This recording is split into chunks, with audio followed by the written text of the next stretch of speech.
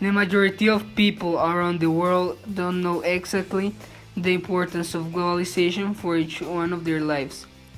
Globalization is a process whereby the world is being more interconnected, a worldwide movement towards a trade, financial economy, and communication integration, which implies opening up national and local look for a broader independent world. It is known that, as mentioned before, its main aim is international trade and communication all around the world, which includes how governments from all over the world have integrated a free market economy into both monetary and fiscal policies, which had led to a higher domestic production and helped countries to increase jobs and financial opportunities. In addition, even though globalization wants abolition of trade barriers, unfortunately not all the countries have been benefited.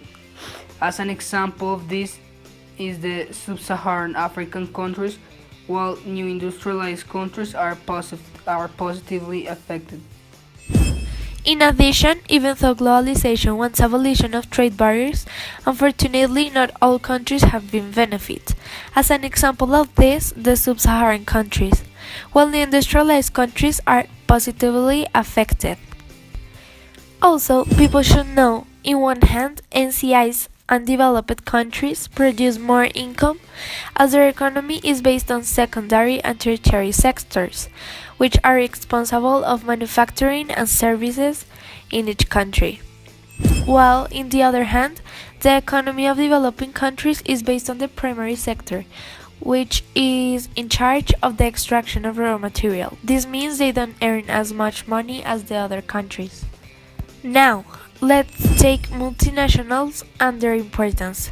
They sponsor countries even though they are at first, second and third sectors, which means a good aspect for each economy, producing a great effect towards globalization.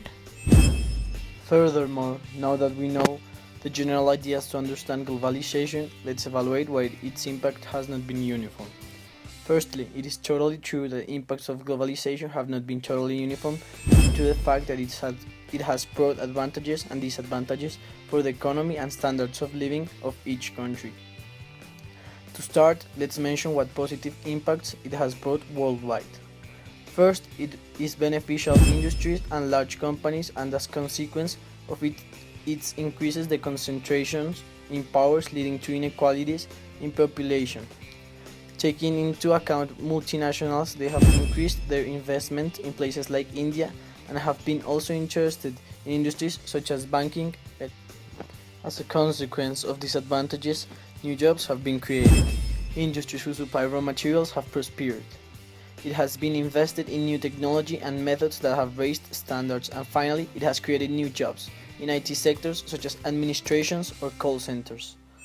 But as it has not been uniform, it has had disadvantages that had led to inequality and disproportions on economy.